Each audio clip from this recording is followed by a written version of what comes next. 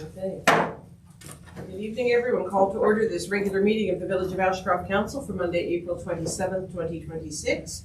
Mayor and Council wish to acknowledge that the meeting today is held within the traditional territory of the Ashcroft people. Are there any additions to or deletions from the agenda? No. We have the minutes of the regular meeting of Council held on Monday, March 23rd. Councillor Clement. I move the minutes of the regular meeting of Council held Monday, March 23rd, 2026 be adopted as presented. Thank you. Seconded by Councillor Anstead. Are there any errors or omissions? Seeing none, all those in favor? None opposed, that's carried. Minutes of the special meeting of Council held Monday, April 13th. Councillor Anstead makes that motion. Councillor Tedford seconds it. Are there any errors or omissions? All those in favor? Anyone opposed? Carried. And minutes of the community forum held on Monday, April 13th. Councillor Tedford, seconded by Councillor Clement. Thank you. Are there any errors or omissions? All those in favor? Anyone opposed? That is carried. Move on to delegations. Our first one is Sean Birkenhead from Doan Grant Thornton LLP, who is here to talk about our audited financial statements for 2025. Floor is yours. Thanks, Barbara. Hi, everyone. I'm Sean Birkenhead. I am from Doan Grant Thornton, and we conducted the audit for the Village of Ashcroft for December 31st, 2025. I am just here to present the results from that audit. In terms of the independent auditor's report, which is attached to the financial statements, we did provide a clean audit opinion for the village. As expected, there were no material misstatements or errors that we discovered during our audit process. And if there's any follow-up questions from that, please, you can reach out to myself or Yogi at the village office. Okay, thank you. Any questions or comments? All right. Thank you. So thank you, Sean. And as we said to you before the meeting, you do not have to stay for the rest of the meeting. So we'll just give you a pause so you can have a few things. And thank you as always. Just to add, if anybody wants to see the detailed presentation, it's on the committee of the whole, which was done before this meeting. Okay, thank you.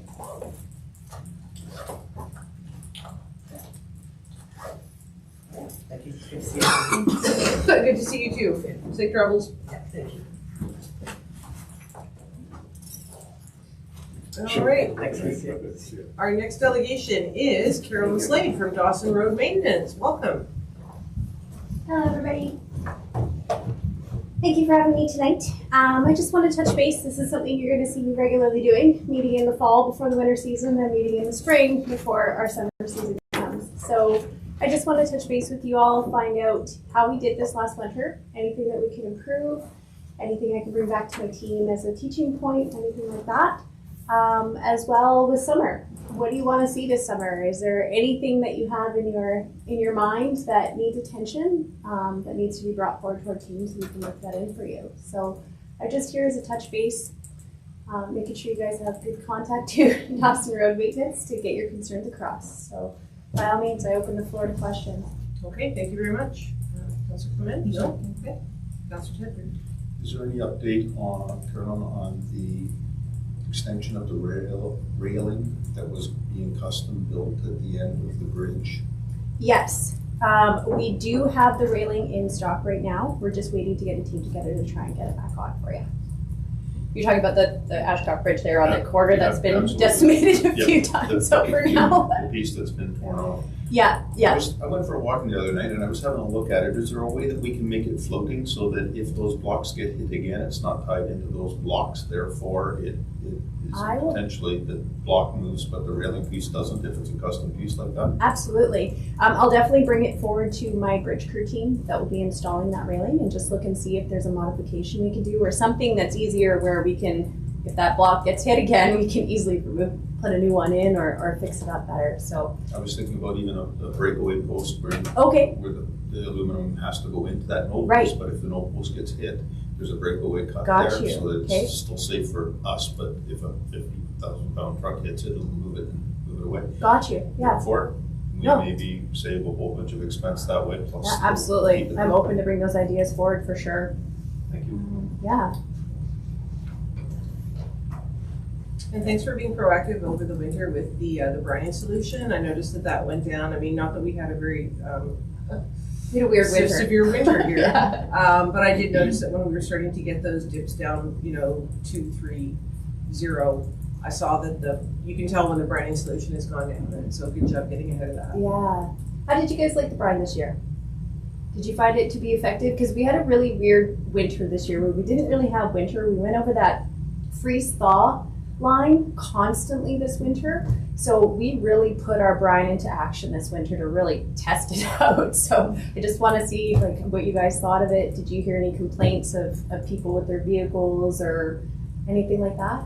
Oh, wonderful, wonderful. It seems like everybody across the board seems to be pretty happy with this brine. It's definitely something that we're upping our game with for the winter season for sure.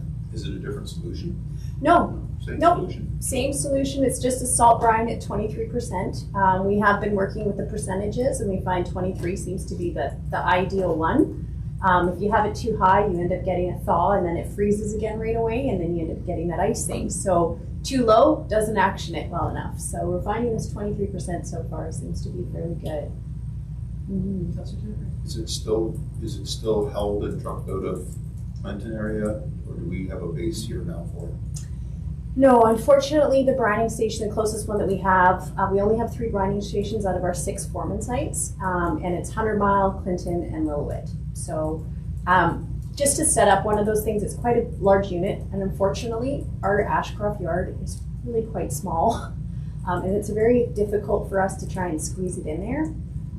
Did you notice some time delays on getting brine down because of I've the? done a couple of very early trips in, and I remember back prior to your days, I think, with the company that it was, the proximity of the river was too close for the salt solution, and that was the big concern Yes. back then. I just wondered if there was a different containment system, whether there was a double wall tank that had been looked at, something that would get it closer so that those people that are leaving early to travel the other way for work. Absolutely.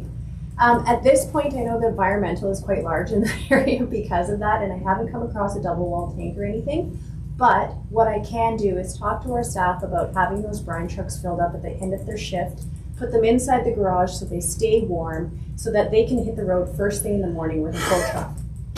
So I can definitely talk to my team about that. You can definitely see the delay if they're going north. Absolutely. Yeah, absolutely. Yeah, but we can definitely be proactive in that and making sure that we're all stocked up ahead of time before we get out on the road first thing to hit those areas before people are traveling on them. So, yeah, for sure. Thank you.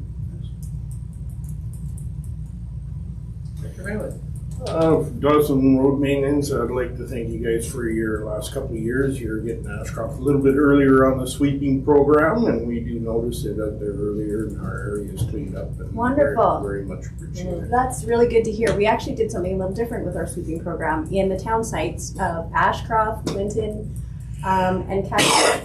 We were actually able to find a subcontractor that was able to come in, and because his schedule was empty, he was able to go through the town sites and get those all buttoned up right away for us. So we just find, we only have one pickup sweeper that we use in all of our service areas. So that time frame really diminished by bringing on this subcontractor for getting those town sites done. So thank you for the feedback. I'll definitely give that to our team, and look at continuing that for you. Well, people like to see it, and I mean, you did a good job publicizing when you were going to be, around doing the area with the sweepers, and people like to see it because it's a sign that spring's here. Right. Winter's over, or it means we're going to get one more dump of snow, and then back to square one. But not this year. Yeah, we got caught in 100 Mile like that. This was the first year that we didn't have snow after this. No, Well, we did have it, but it didn't stick. Yeah. Yeah, we got caught like that in 100 Mile. We had, not last week, but the week before on the Tuesday, we woke up to 2 inches of fresh snow up there and have to re-sand after we've been through sweeping already. But, that's just part of the game. Yeah. No, any other comments or questions? Okay, thank you very much for the report. Wonderful. We'll see you again. Thank you very much, everybody. And like you said, you guys all have my contact. And just to let you know, the phone call I received today regarding I checked it out on the way. And it looks like the side of the hill sloughed just a little bit, but it didn't go past the ditch line. Oh, good. Yeah, it just made a big plume of dirt Yeah. come across the road, but I could see where there was a new piece that came down, but it stayed within the ditch line, so we're still good. The avalanche. Yep, the avalanche. Yeah. All right. Thank you. Okay. Thank you very much, Thanks guys. very much. Take care. Bye-bye. All right, we move on to public input. No? I'm good. You're good, okay. Anything online, Lee? Questions or comments? No? Okay. Item 5.1, CFO report. We have first 3 readings of the 5-year financial plan bylaw and tax rate bylaw. All right, and You're doing them all separately? yes. Yes. Okay, so we have 5-year financial plan bylaw. We have 3 recommendations. Councilor Cronin. I will move that the 5-year financial plan bylaw number 884/2026 be introduced and read a first time by title only. Thank you. Seconded by Councilor Tedford. Any discussion at this point? No? All right, all those in favor? Anyone opposed? That's carried. We have a second recommendation. Councilor Tedford. Motion that the 5-year financial plan bylaw number 884/2026 be read a second time. Thank you. Seconded by Councilor Anstead. Any discussion? Nope. All those in favor? None opposed? That is carried. And the third recommendation. Councilor Anstead. Move that the 5-year financial plan bylaw number 884/2026 be read a third time. Thank you. Seconded by Councilor Clement. Discussion? All those in favor? None opposed? That is carried. 5.3 tax rate bylaw number 885/2026. 3 more recommendations. Councilor Clement. I'll move that the tax rate bylaw number 885/2026 be introduced and read a first time by title only. Thank you. Seconded by Councilor Tedford. Any discussion on the tax rate bylaw? All those in favor? Opposed? Carried. Second recommendation, Councilor Tedford. The tax rate bylaw 885/2026 be read a second time. Thank you. Seconded by Councilor Anstead. Discussion? All those in favor? None opposed? That is carried. And the third recommendation, Councilor Anstead. Move that the tax rates bylaw number 885/2026 be read a third time. Thank you. Seconded by Councilor Clement. Any discussion? All those in carried. Thank you. Staff report 6.1. We have CAO report adoption of the community wildfire resiliency plan. We do have a recommendation, and this one can be done in one part. Councilor Floyd. I'll move that council adopt the community wildfire resiliency plan as presented and that the CWRP be submitted to the Union of BC Regions Villages Community Resiliency Investment Funding Requirements. Thank you. Seconded by Councilor Anstead. Discussion. Councilor Taylor. Just a clarification that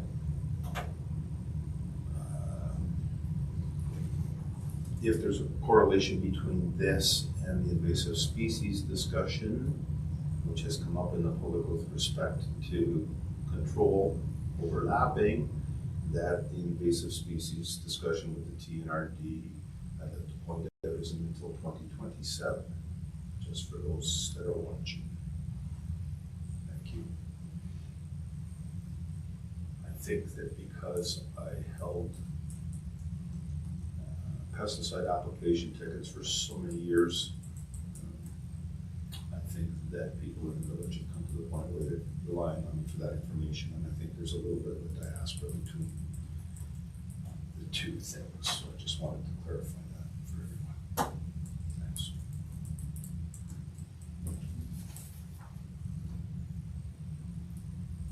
Okay, any other comments on the community wildfire resilience plan? Very in-depth. Very, I thought it was an amazing document. I'm just trying to find it though. There was one error I found, and it's a very common one, and it is stated that after the Elephant Hill wildfire in 2017, the village of Ashcroft was evacuated. Yes. We were not. I've already asked him to fix that. Thank you. Yes. That is still a sore point with the document. It also said, and this might be because they seem to be referencing McLean Lake, which of course is slightly higher altitude and slightly higher further north than us, that during the heat dome in 2021, the maximum temperature reached in Ashcroft was 41 degrees Celsius, and it was actually 48.1 was, I believe, 48 point something one was the maximum temperature. And when we're talking about that intense heat, there's a big difference between 48 and 41. So I think that deserves, again, it might be because of the station that they were collecting the information from. They referenced McLean Lake throughout, so maybe there was a different reading up there than we got here in Ashcroft, but we did top 48 degrees on the 29th of June. So, but it was that evacuation that, you know. Would you like me to ask him to add that? Or make a little notation into the report to include that? I think it's worth it because I think it is such an extreme temperature. We have not seen anything like it, I mean, certainly before, or since, but who knows what might happen. In future, 48.1 may sadly cease to be an anomaly and become something that is a more regular occurrence. But I think it's worth noting that is what we did hit in June of 2021. I mean, there was a heat wave in Britain in 1976 where temperatures in Britain got up to 36 degrees Celsius, which for Britain, with no air conditioning and just absolutely no infrastructure to deal with it, I mean, thousands of people died. And that was an anomaly. Christopher remembers it very well. Since then, it has become, I mean, 36 is still not common, but it's not uncommon either.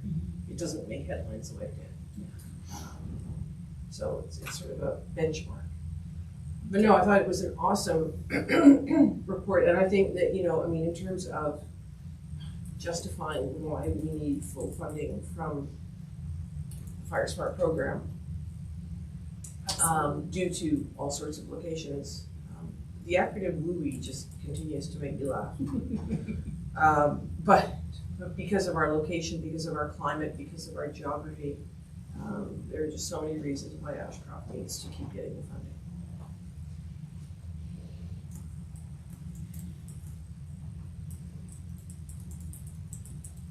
Awesome job to everyone, and especially to Gwen, because she's just such an awesome ambassador, and she's such a good face for this program.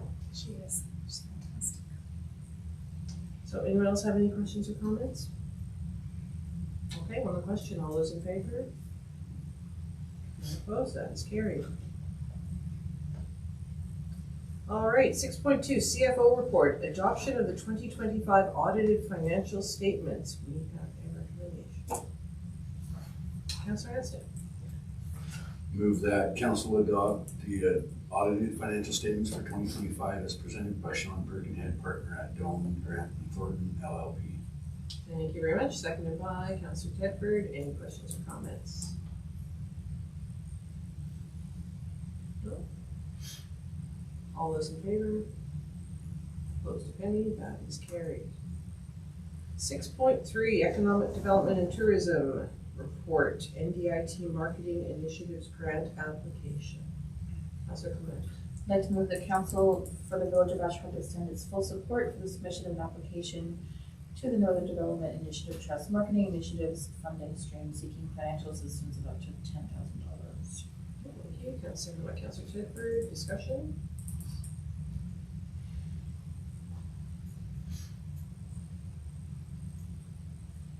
Okay, again, awesome job with the marketing. It was at the bakery yesterday, and it was for Sunday afternoon, quite busy, and the people in there all seemed to have come to Desert Hills. They were not local people, and they, from the way they were talking, not that I was eavesdropping, not quite, not that obvious, but no, they appeared to be people who were here from other places to Desert Hills, so they obviously come up into town to get something to take on the road, so great. Excellent. All right, all those in favor? Anyone opposed? Carried. For information, we have the Economic Development Tourism Quarterly Report. This is for information only. Does anyone have any questions or comments on here?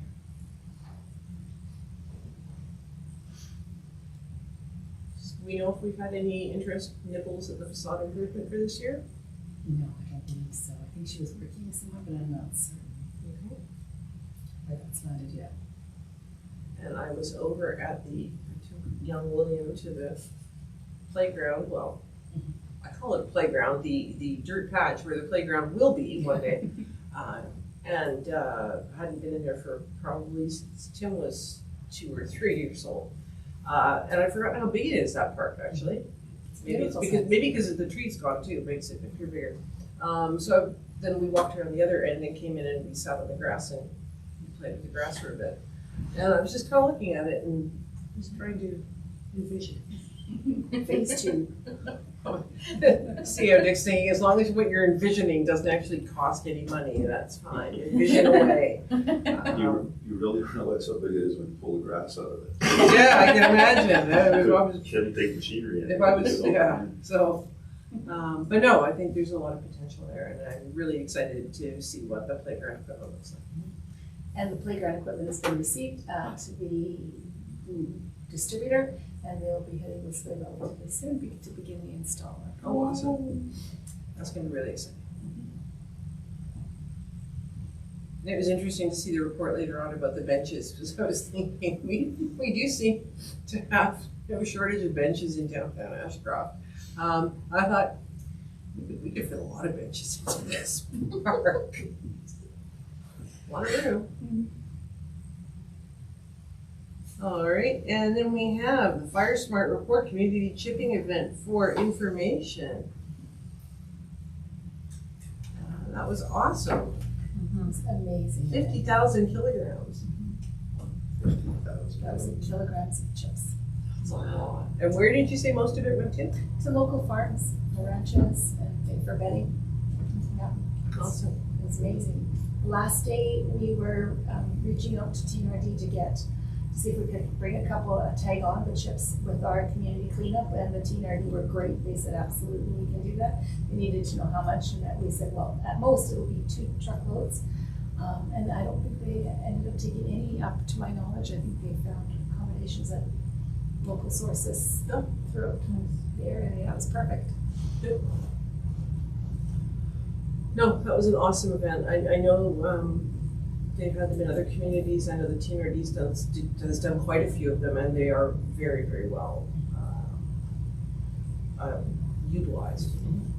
I mean, I guess less so. It's kind of the law of diminishing returns as it goes on over the years. You know, people have got rid of, obviously, but I also like the fact it must have made it, Director Benowith, easier for the village crew with the yard waste pickup this year. Not as much yard waste. It did help on our loads. We did yard waste within 3 days. Sometimes it spilled over, but we did metal recycling and all organic waste in 3 days. So it actually did very well. Awesome. The only recommendation I had with Gwen was maybe we split it up a few extra days because we were kind of tagging right behind him and a bit of confusion. We picked this up, don't we? So the event was very successful. Kudos to Gwen for organizing it, but yeah, we just need to have a little bit of separation between our event and their event. Okay, no, good feedback. And the company that handled it put in an extra day. I watched them start early. Yeah.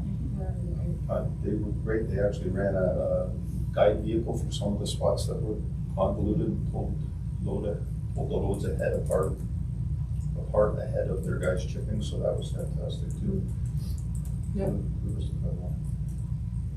So, and thanks to Gwen for crunching the numbers, because it, you know, I mean, certainly anyone who was driving around over the last few weeks saw the piles around and saw the truck doing its thing last week, but to see the numbers is really brings it home, so thank you. All right, action correspondence. We have the Health and Wellness Coalition asking for permission to use the Villages Canada Post account number for a bulk mail out. Councilor Clement. I'd like to move that we agree to the use of our Canada Post account number to allow Cochrane Interior Health send out their mailing. Okay, thank you. Seconded by Councilor Shepherd. Questions, comments? It is written here, but I'd just like to make sure we include the words one time.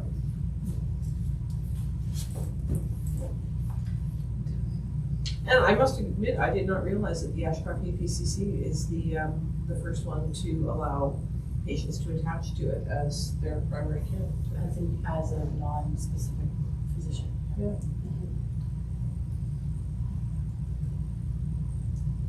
All right, any questions or comments on the motion? All those in favor? Anyone opposed? That is carried. Next, we have a request for an informational presentation on the proposed Regional Search and Rescue AAP prior to its public launch. Asking whether we would like someone from Kamloops Search and Rescue to come out and speak with us about that. So I would like to move that we invite Kamloops Search and Rescue and the TNRD to come and address our next meeting regarding the Regional Search and Rescue AAP that will be launched throughout the TNRD. Councilor Clement seconds that, thank you.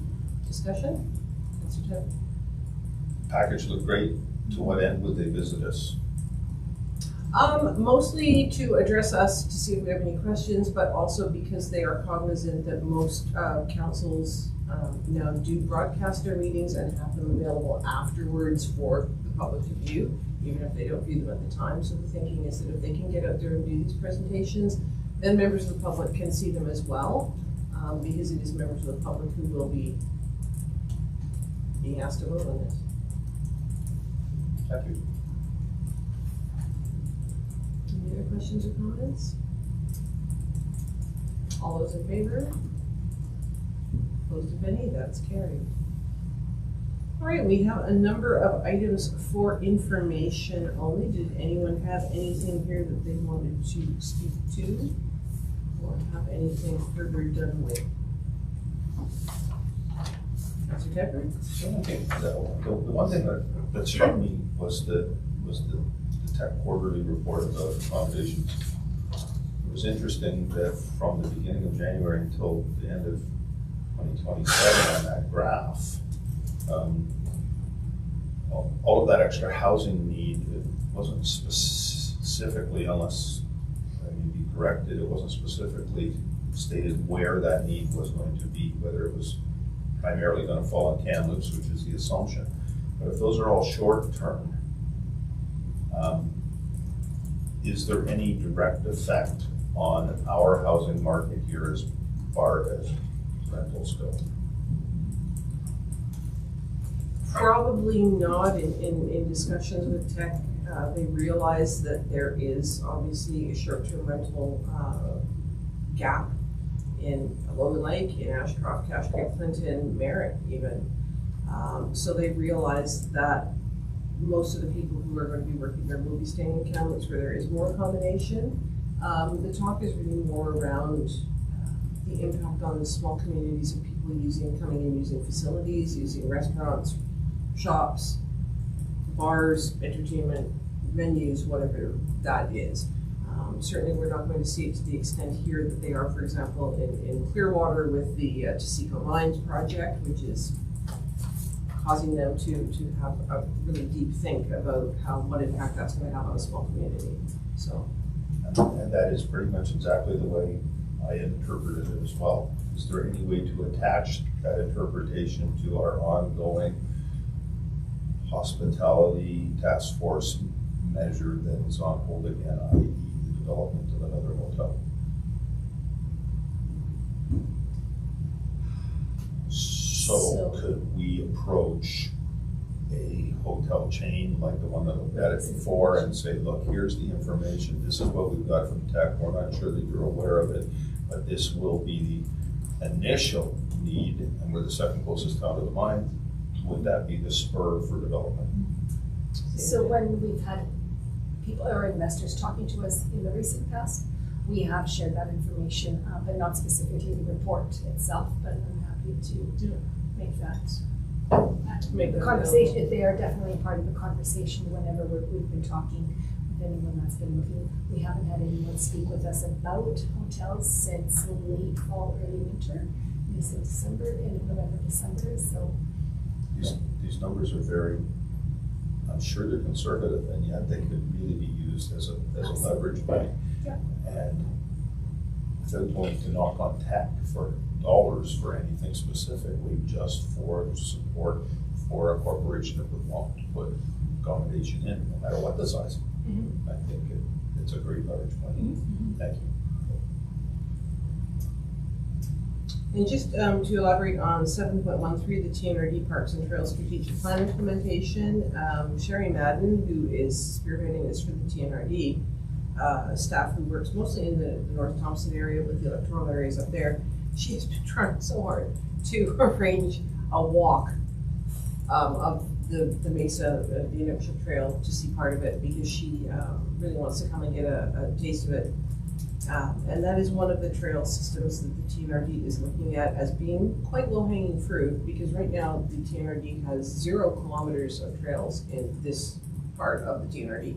They've had some very active volunteer community organizations in the North Thompson, which have done an awesome job with ski trails and walking trails, et cetera, up there. So they've done really well. That is one of the focuses of the Parks and Trails Master Plan, is to try to get things developed down in, and it's not just Area I, which is us, it's Area J, it's Area E, there's nothing.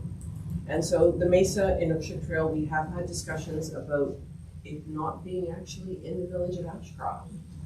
It is actually in Crown land. It might dip into a corner of our boundaries, maybe at 1 point, 2 points, but mostly it's Crown land and in TNRD Area I. So if there is some way that that trail can be, for lack of a better word, legitimized and made, I don't know what's the word, see, I'm looking for, made official, as it were. For me? To Ashcroft. No, to the TNRD, because it is in TNRD Area I. So if the TNRD could add this to its trail network, then it is fairly low-hanging fruit, because it is already there. It's not just a goat trail that has been kind of a few people know about. It is very well established, it's very well maintained. So they really want to take a look at it and see what can be done to bring it into the TNRD's Parks and Trails plan. Because it's not a sanctioned trail, provincially sanctioned trail, that's our challenge. The more we promote a trail that hasn't been sanctioned by the province, the more liable we are if somebody's injured on that trail, because there isn't an organization that we're aware of that's actually maintaining it to a certain recommend or specification. That's the hiccup. But that's not a hiccup for the TNRD. If they make it their own. If they make it their own. Yep.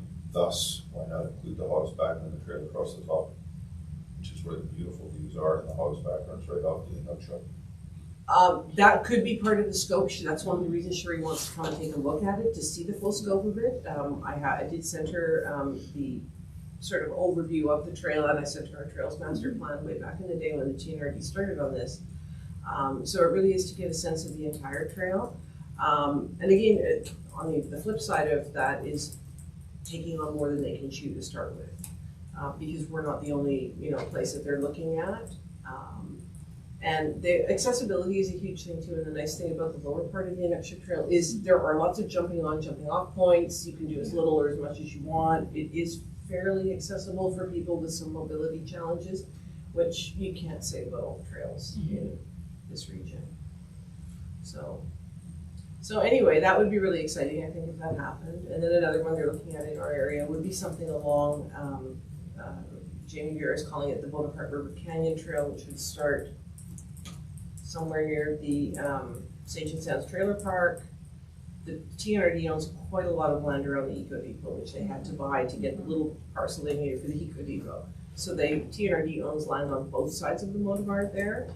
And Jamie Vieira, the operations manager, is quite an avid outdoorsman. He knows the area very well. I mean, that would be a destination trail, because there is so much. There's the fishways, there's the old sluices, there's the old dam and power station down there, which is almost impossible to access. But you'd have to build a trail along there, and how that would be done, what it would look like, who knows, but that would be a real destination trail for people to come to say they've done the Bonaparte Canyon Trail.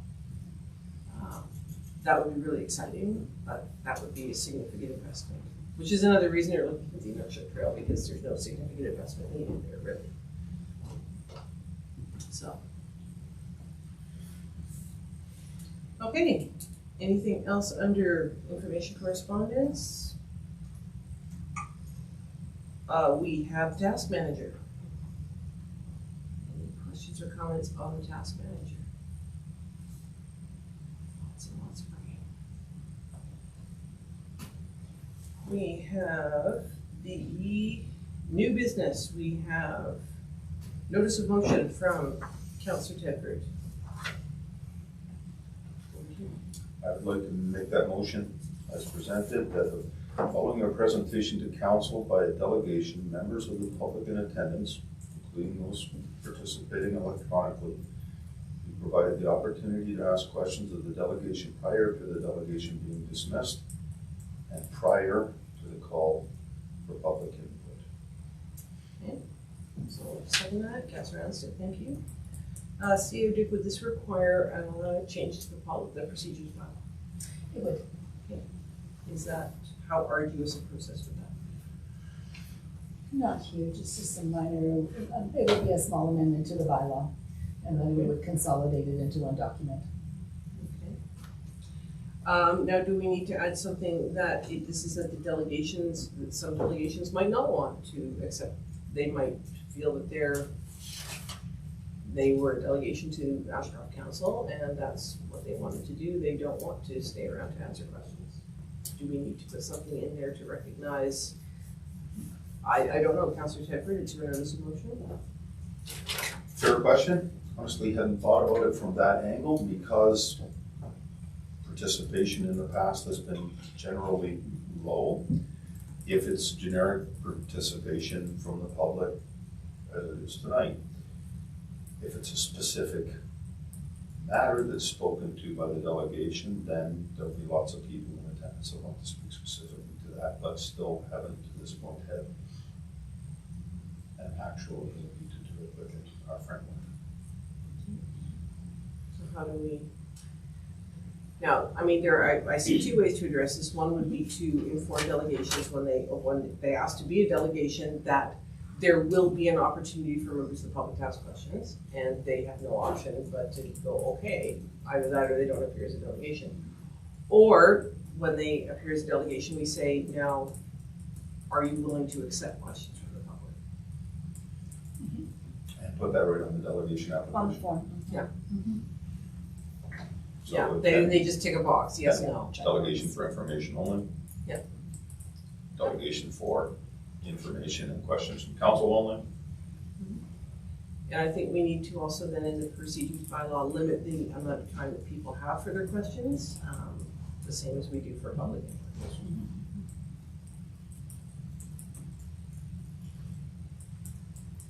Couple of points I'm thinking about. First, some way maybe of saying they are questions, not a statement, to make a point. Sometimes public members of public who taken the avenue questions to grandstand and make a point. It has to be phrased as a question. I don't know how to deal with that. That's just from my experience, not thankfully in any of the meetings I've had to chair, but in watching other councils deal with a chair who is ineffective, that is on the chair. When you have someone who appears to be grandstanding or who appears to not be asking questions, just telling a story, you wait for them to draw a breath and then you say, are you going to be asking a question? And if the answer is no, or they don't appear to, then you say, okay, thank you. So that really bluntly is how you have to control that. And I've seen chairs who can do that and I've seen chairs who don't do it. And that's where you get the problem, when the chair just lets them grandstand away. Councillor Clement? I'm sorry? I think it's just a matter of providing the same rules as our public input. Yeah. Doing it the same way. That's exactly what I was going to say. Yeah. Thank you.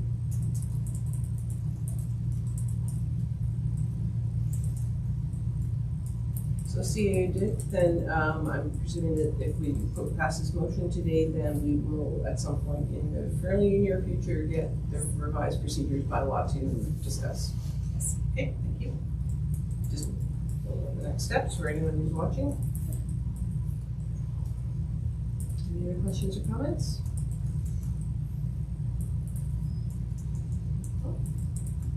On the question, then all those in favor? Anyone opposed? That is carried.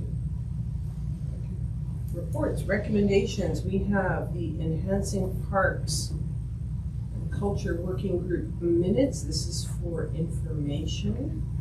Anyone have any questions or comments? Councilor Quinn? Do you have an update on the surveyor for us since? I do. He has been here. The lot has been surveyed behind the museum. Our 406 break has been surveyed, and I'll be receiving that report shortly. The cemetery's also been completed there, so we should have that information within the next few weeks.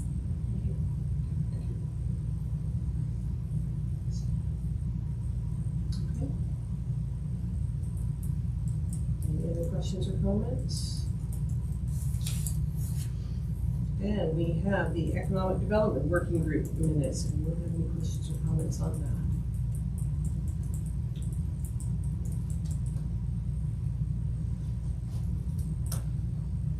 It's funny, when I saw the carnival, I was thinking, I remember when West Coast Amusements was here years and years ago. That was a good night. Yeah. I'm not suggesting we get them here again, but it would be fun. All right. Council reports. Anything to report? Councilor Flynn? Just our last Hawk meeting, there's been some changes in positions at the UPCC, and their staffing levels are quite high for positions, and so to access one isn't that long of a wait. They're also working on a renovation plan to utilize the old clinic as part of the UPCC. Not sure what that's going to look like yet, but they're working on plans to be able to utilize that space for more privacy for the UPCC. Thank you. I attended the Seniors Over 80 luncheon, so there were a number of people there, over 80, very happy. The luncheon went very well. Nice to see. I was in Victoria last week for a meeting of all the chairs and CAOs of all the regional districts. Always interesting to get together with the 26 other people in the province, 26 other chairs, and then the CAOs who do the same thing.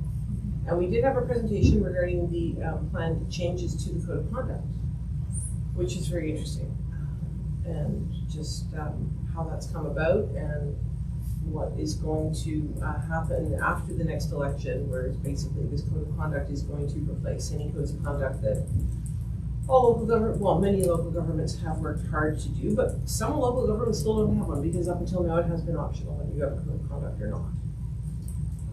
And it does allow for suspension for up to 90 days for continuing to flood the Code of Conduct. I'm not looking at anyone in particular here. Thank you. You're welcome. Just looking around. So yes. So that was very interesting.